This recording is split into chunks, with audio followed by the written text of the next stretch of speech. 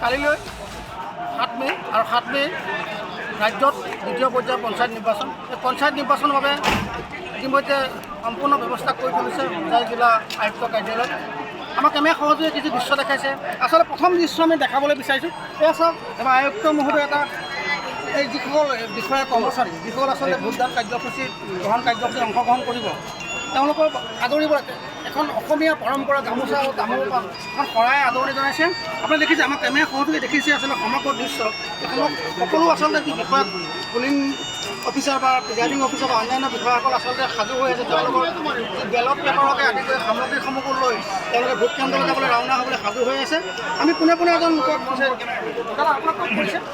মই মোৰ 6 নং নীলবাগান জিলা পৰিষদৰ অন্তৰ্গত 354 নং মুকামতলা LP স্কুলত মোৰ পৰিচয়।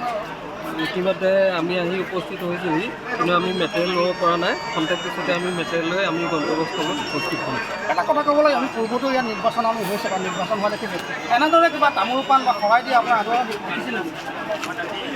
মোৰ চাকৰি জীৱনৰ আৰু 3টা বছৰৰ পিছত মোৰ চাকৰি জীৱন সমাপ্ত হ'ব।